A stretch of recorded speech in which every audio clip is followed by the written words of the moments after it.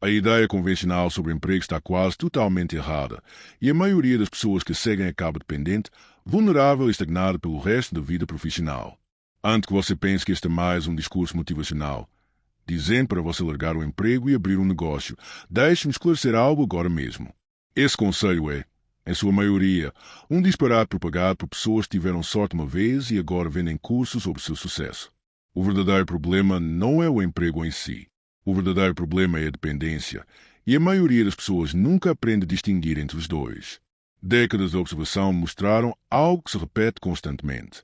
Pessoas inteligentes, instruídas, trabalhadoras e confiáveis passam a vida inteira construindo a riqueza de outros, enquanto acumulam quase nada por conta própria. Elas não carecem de capacidade. O que lhes falta é um tipo específico de compreensão. E hoje, vou-te dar exatamente isso. Abordarei a filosofia que diferencia aqueles que alcançam a independência financeira daqueles que permanecem perpetuamente dependentes.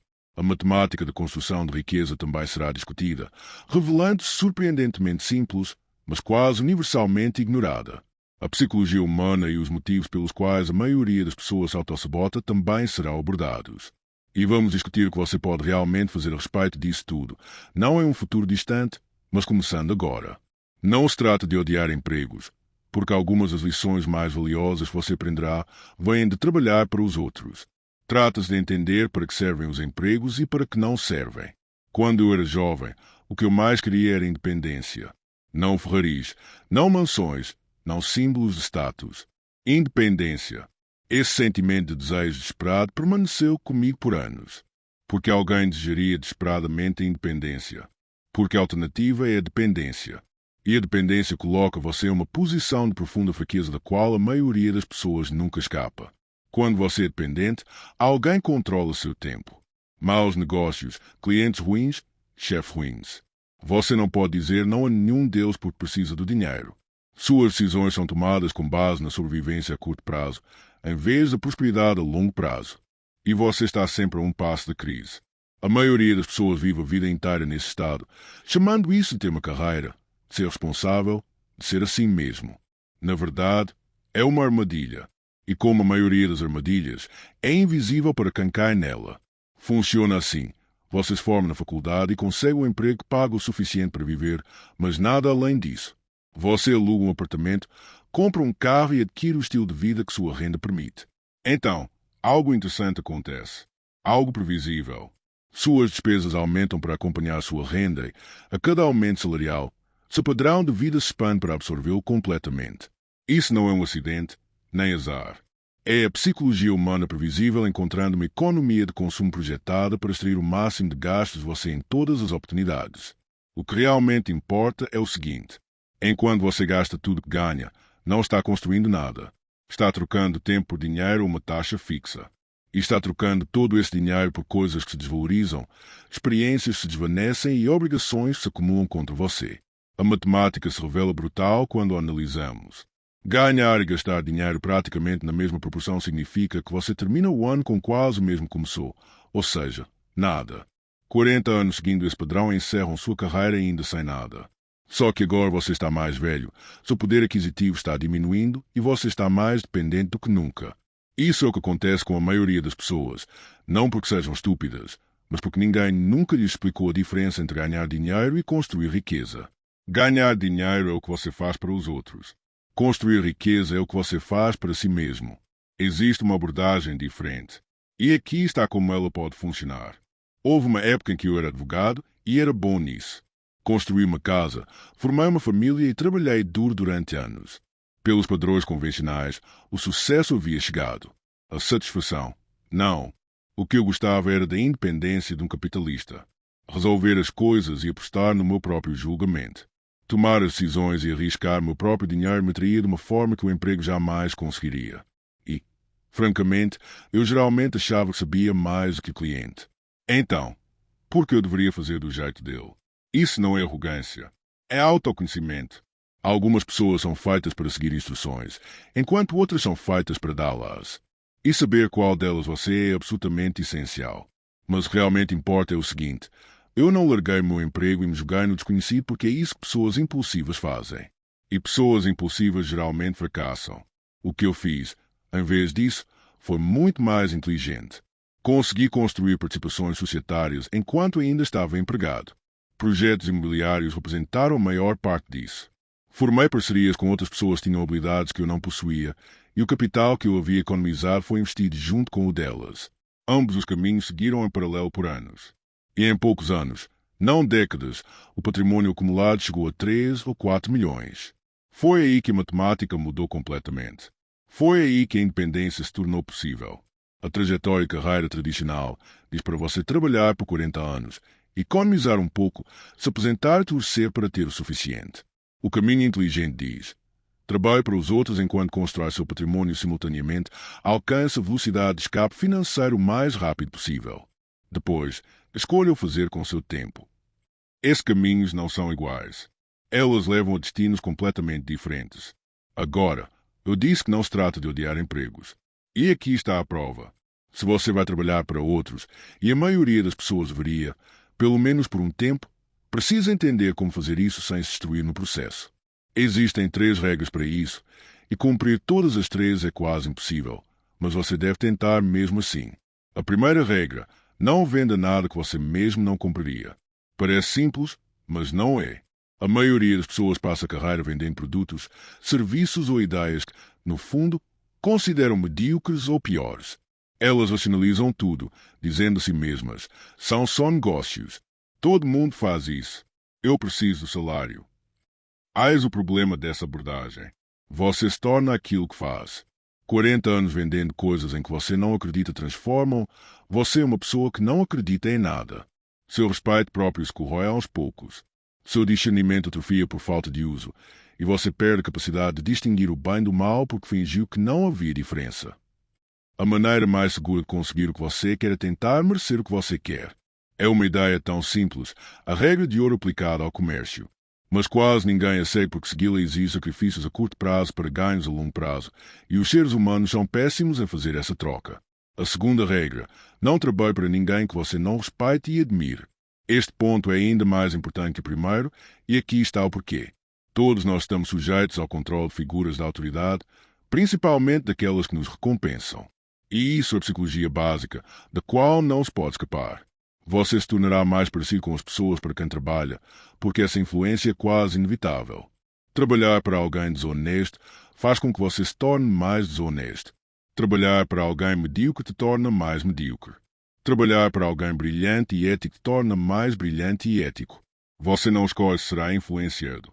Você só escolhe quem te influencia. A solução que encontrei foi simples. Identifiquei as pessoas que eu admirava e, com habilidade e sem criticar ninguém, consegui trabalhar exclusivamente para pessoas que eu admirava. Muitas organizações permitem esse tipo de manobra se você for esperto o suficiente para entendê-la. A maioria das pessoas não tenta. Elas aceitam qualquer tarefa que lhes seja dada e se perguntam por que acabam se tornando alguém de quem não gostam. A terceira regra: trabalhe apenas com pessoas de quem você gosta. A vida é muito curta para ser gasta com pessoas que te fazem infeliz. E isso parece óbvio. No entanto, a maioria das pessoas viola essa regra constantemente, dizendo a si mesmas que não têm escolha. Você tem mais escolhas do que imagina. Talvez não imediatamente e talvez não sem custos. Mas, com o tempo, se você for estratégico, pode construir uma vida profissional cercada por pessoas de quem você realmente gosta.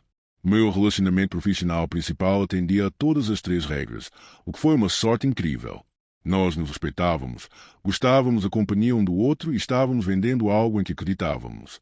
Essa combinação é rara, mas é possível se você a priorizar em vez de deixá-la para depois. A maioria das pessoas faz o dinheiro sua única prioridade. Depois perguntam por que são ricas e infelizes, ou pior, pobres e infelizes sem nada mostrar por causa desse compromisso.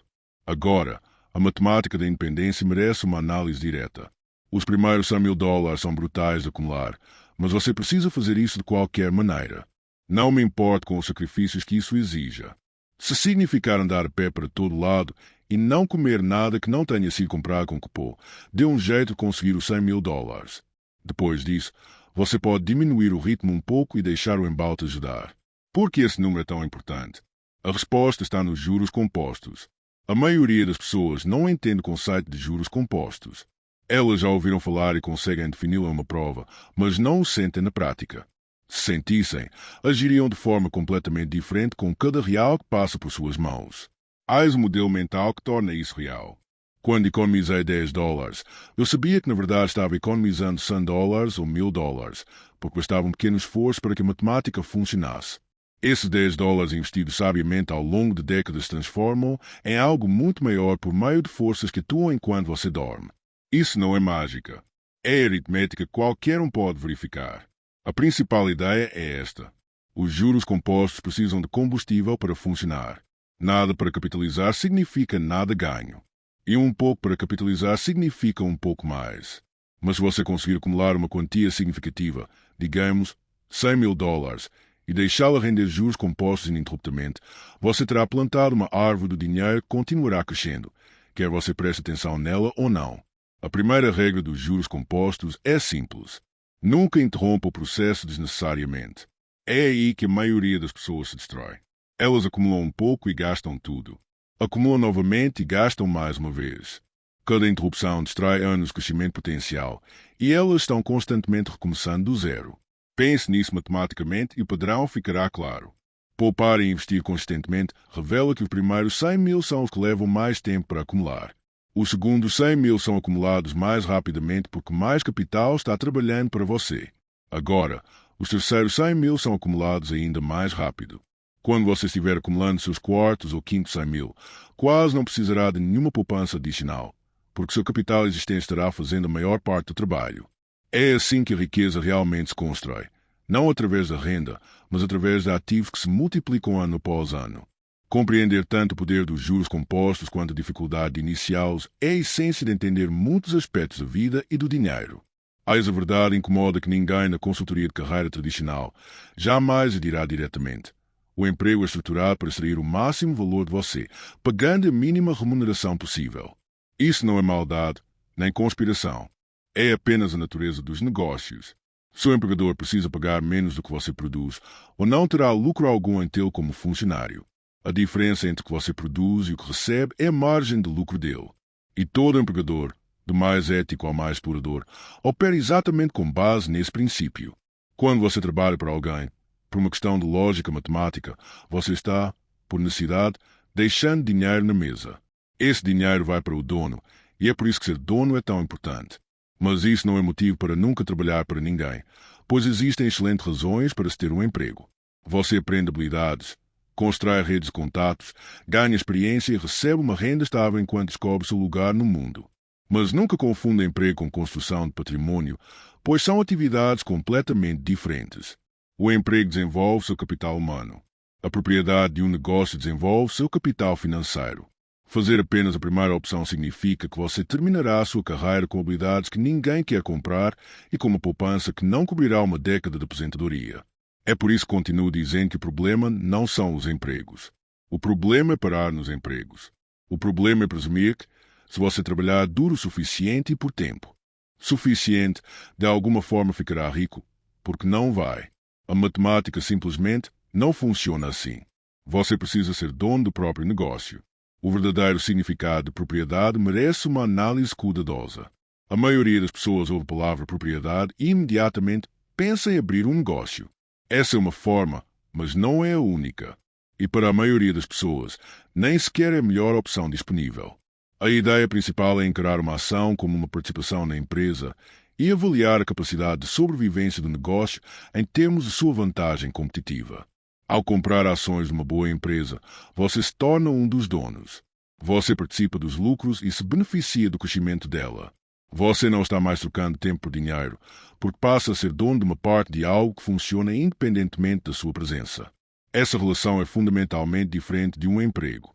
Quando você é empregado, troca horas por dinheiro uma taxa fixa, com um teto para o que você pode ganhar. Quando você é dono, participa dos lucros sem limite algum. O negócio pode crescer 10 vezes e sua participação cresce junto. Tente conseguir essa proposta do seu empregador e veja o que ele diz. O problema é que a maioria das pessoas trata ações como bilhetes de loteria. Compram coisas que não entendem, na esperança de ganhos rápidos.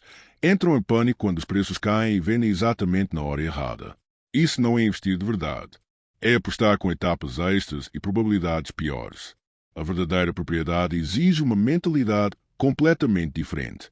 Você precisa pensar como um empresário, não como um investidor da bolsa. É preciso avaliar as vantagens competitivas, a qualidade da gestão e as perspectivas de longo prazo antes de investir capital. É preciso estar disposto a esperar anos, até décadas, enquanto seu patrimônio se valoriza sem interferências. Existem enormes vantagens para um indivíduo em se posicionar de forma a realizar alguns ótimos investimentos e simplesmente ficar ocioso. Você paga menos a corretoras. Ouvirá menos bobagens de pessoas tentando vender algo. E, se der certo, o sistema tributário governamental lhe concede o adicional de 1, 2 ou 3 pontos percentuais por mês que os investidores ativos jamais alcançam. Essa última parte importa mais do que a maioria das pessoas imagina. Cada vez que você vende um investimento e paga impostos sobre o ganho, você interrompe o efeito dos juros compostos, que é o que gera riqueza real. Se isso acontecer com frequência, você destrói a maior parte do seu potencial de retorno. Se acontecer raramente, o crescimento com impostos diferidos se torna enorme ao longo do tempo. O investidor paciente possui vantagens estruturais que o investidor impaciente não consegue acessar, por mais inteligente que seja. A paciência não é apenas uma virtude no mundo dos investimentos. É uma vantagem matemática que se multiplica junto com o seu dinheiro. Alguns de vocês que estão ouvindo isso podem estar pensando que não têm aptidão para investir, que não entendem de negócios, que nunca serão capazes de fazer o que estou descrevendo. Talvez seja verdade, mas provavelmente não. Eis o que a observação me mostrou sobre aptidão. A maioria das pessoas nunca descobre a sua porque nunca procura seriamente. Você precisa descobrir quais são as suas próprias aptidões, porque se você jogar jogos em que outras pessoas têm as aptidões e você não, você vai perder.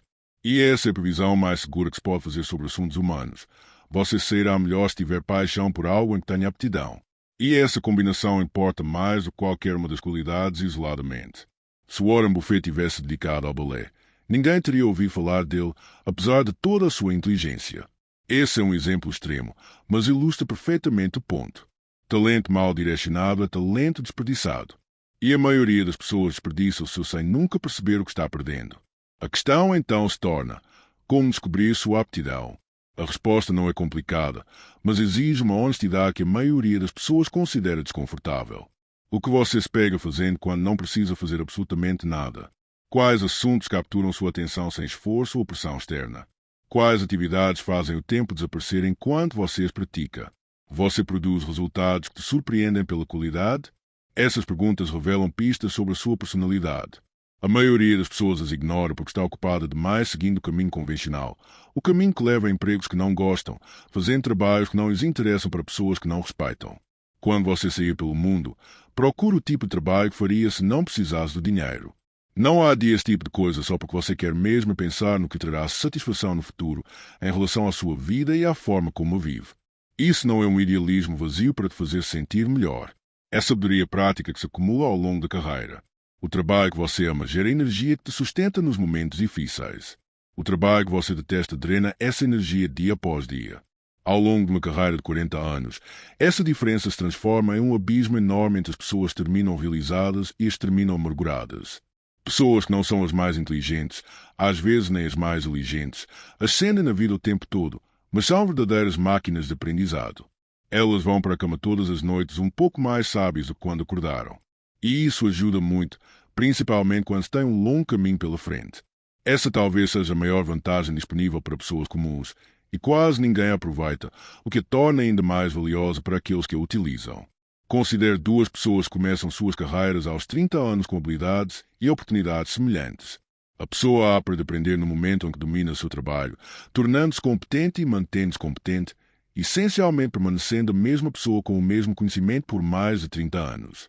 A pessoa B se compromete a aprender algo novo todos os dias. Não se trata de descobertas revolucionárias, mas de melhorias incrementais e constantes na compreensão que se acumulam ao longo do tempo. Após 30 anos, a pessoa B acumulou seu conhecimento da mesma forma que investidores inteligentes acumulam seu dinheiro, e a diferença entre eles se tornou enorme. Quem acaba sendo mais valioso, mais adaptável, mais capaz de reconhecer oportunidades quando elas surgem. A máquina de aprendizado sempre vence a longo prazo, não porque seja mais inteligente no início, mas porque é mais inteligente no final. O mais belo do aprendizado é que ele se multiplica como dinheiro, mas sem impostos. Ninguém fica com uma porcentagem do seu conhecimento aprimorado e ninguém cobra taxas pela sua sabedoria acumulada. É um dos poucos bens na vida que só cresce e nunca se esgota com o uso. mas exige disciplina, algo que a maioria das pessoas não possui. Isso exige leitura quando se poderia estar assistindo televisão, reflexão quando se poderia estar navegando sem rumo pelas redes sociais e admitir o que não se sabe, algo que a maioria das pessoas considera extremamente doloroso para o ego. Aqueles que não conseguem fazer isso, os que param de aprender assim que a escola termina, estão garantindo para si uma vida de irrelevância crescente. Suas habilidades se tornam obsoletas em poucos anos. Seu conhecimento se torna enferrujado. Seu valor para qualquer organização, inclusive para a organização de suas próprias vidas, diminui gradualmente até quase zero. Isso não é um exagero para efeito dramático. Já vi isso acontecer centenas de vezes com pessoas que tinham todas as vantagens, exceto disciplina para continuar aprendendo. Agora, algo que ninguém quer discutir merece atenção: ética de trabalho e o que isso realmente significa. Outra coisa que você precisa ter é muita assiduidade. Eu gosto dessa palavra porque, para mim, significa sentar e esperar até terminar, seja lá o que for preciso ser feito. Parece simples, mas não é nada simples. A maioria das pessoas tem uma capacidade notável de se convencer que está trabalhando duro quando, na verdade, não está fazendo nada de relevante. Estão sempre ocupadas. Estão constantemente estressadas. Estão exaustas na sexta-feira. Mas produtivos? Não exatamente quando se analisa o que eles de fato realizaram. Trabalho de verdade, aquele que gera riqueza e cria valor, exige concentração constante em problemas complexos por longos períodos. Exige fazer aquilo que está evitando, em vez de encontrar maneiras inteligentes de contornar o problema. Isso exige que você encare desconforto em vez de fugir para a distração sempre que as coisas ficarem difíceis. Aqui está um exemplo que marcou por décadas. 2 sócios que eu conhecia tinham a seguinte regra: sempre que estivéssemos atrasados com nossos compromissos com outras pessoas, trabalharíamos 14 horas por dia até que tudo estivesse em dia. Sem exceções, sem desculpas. E essa empresa não faliu. Essas pessoas morreram ricas. Esse é o padrão que quase ninguém se impõe, e é exatamente por isso que funciona tão bem para quem se impõe. A maioria das pessoas trabalha em horários razoáveis, aproveita as noites e os fins de semana e se pergunta por que não está progredindo na carreira. O que elas não percebem é que estão competindo com pessoas que trabalham 14 horas por dia quando necessário. Essa não é uma competição justa e não deveria ser. Não estou dizendo que você precisa trabalhar 14 horas por dia para sempre, porque isso não é sustentável nem desejável. O que estou dizendo é que você precisa estar disposto a fazer isso quando necessário. Você precisa ser a pessoa que termina o que começa, que honra seus compromissos, que faz o que disse faria, independentemente do quão inconveniente isso se torne. Se você for uma pessoa não confiável, não importa quais sejam suas outras virtudes, porque você vai fracassar imediatamente. Fazer o que você se comprometeu a fazer deve ser uma parte automática da sua conduta, não algo que você negocia consigo mesmo. Você deve evitar a preguiça e a falta de confiabilidade acima de quase tudo. Este é um conselho tão básico que chega a ser ofensivo mencioná-lo. No entanto, a maioria das pessoas falha nisso constantemente. Elas se atrasam. São desleixadas. Prometem coisas que não cumprem. Eles perguntam por que ninguém lhes confia trabalhos importantes ou responsabilidades reais. A confiabilidade é a base sobre a qual tudo mais se constrói. Sem ela, nenhuma quantidade de inteligência ou talento importa, porque ninguém lhes dará a chance de usá-los. Em campos universitários de elite, muitas vezes me tornei impopular ao insistir nesse tema de confiabilidade. Eis o que digo aos alunos que se acham bons demais para trabalhos básicos. O McDonald's é uma das nossas instituições mais admiráveis. Sempre há um sinal de choque nos rostos ao redor. E então eu explico o que quero dizer. O McDonald's, ao longo dos anos, proporcionou o primeiro emprego a milhões de adolescentes, muitos deles com problemas, e ensinou com sucesso a maioria deles a lição mais importante: comparecer ao trabalho de forma confiável e responsável. Essa é toda a lição. Compareça. Faça o que você deve fazer. Esteja onde você deve estar. Quando você deve estar lá. Nada mais complicado do que isso. Para quem nunca tentou contratar pessoas e construir algo, isso soa ridiculamente simples.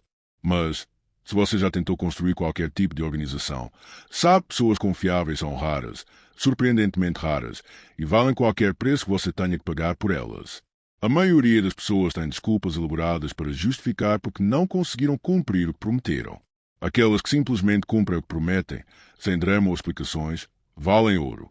Se você é jovem e está ouvindo isso, ou se tem filhos, entenda para que servem, de fato, os empregos de nível inicial.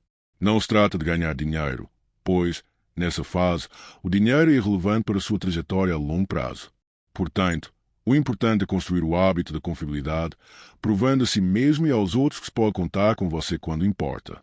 Uma vez que essa base está estabelecida, tudo mais se torna possível. Sem ela, nada é. Algo que não é abordado na maioria dos livros sobre sucesso merece atenção. Coisas ruins vão acontecer com você, com certeza. Sem exceções.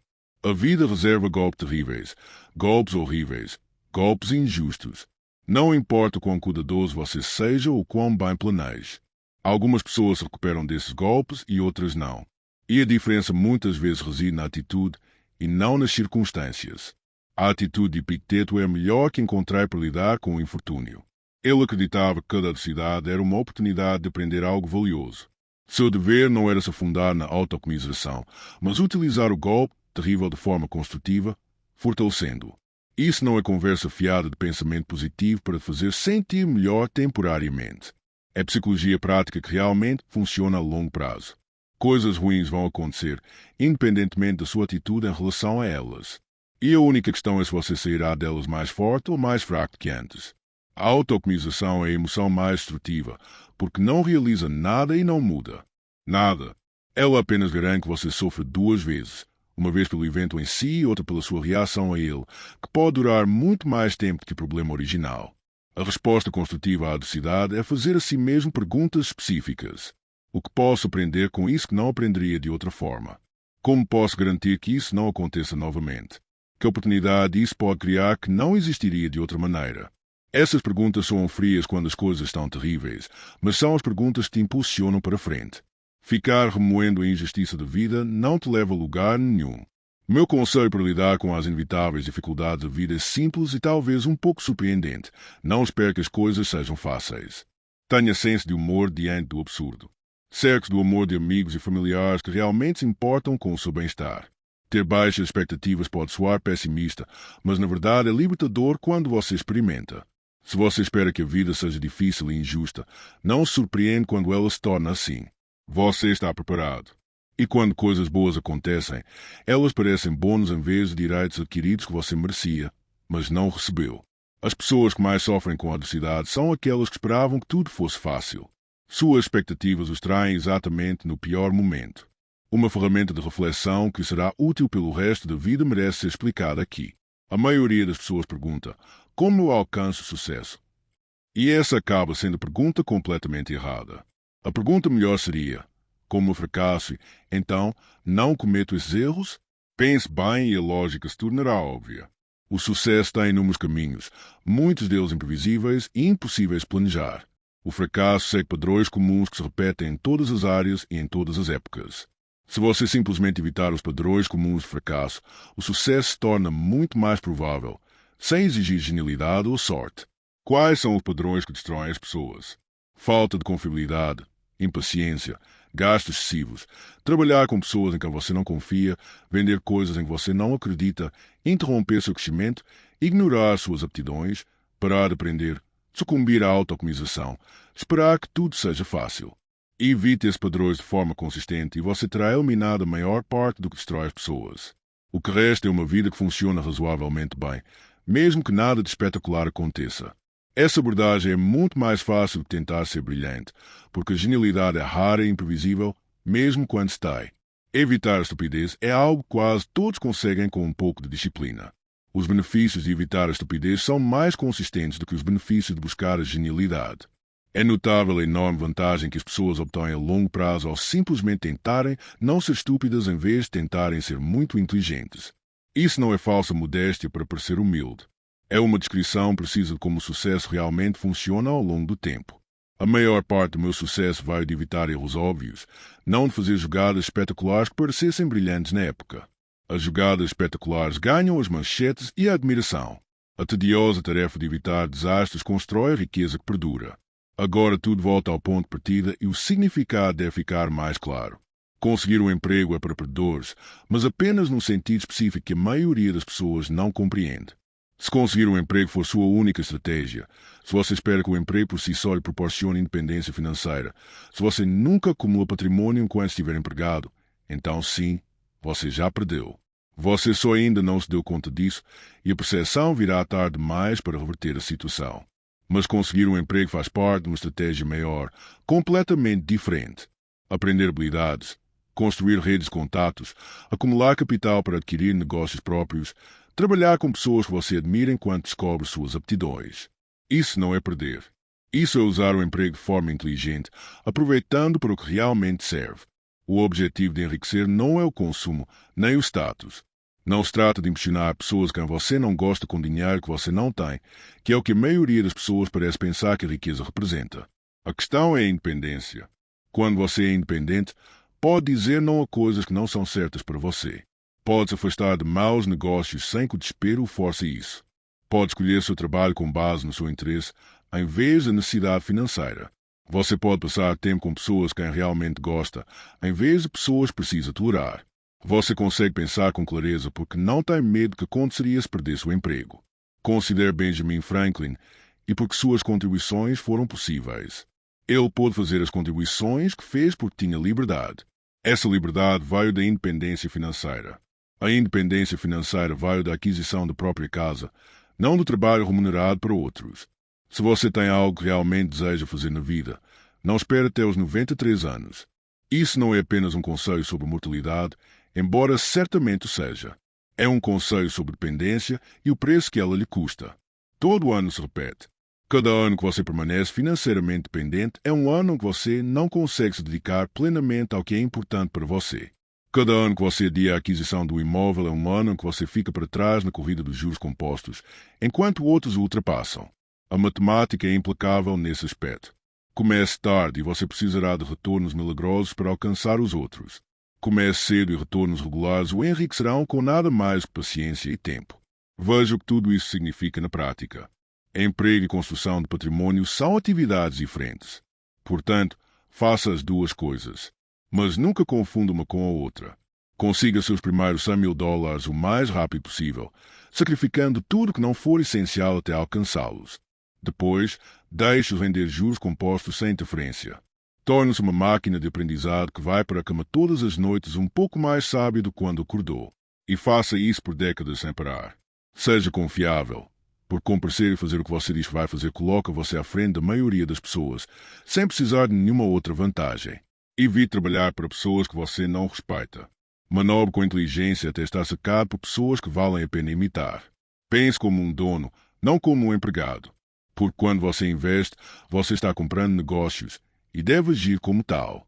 Nunca interrompa o crescimento do seu capital desnecessariamente.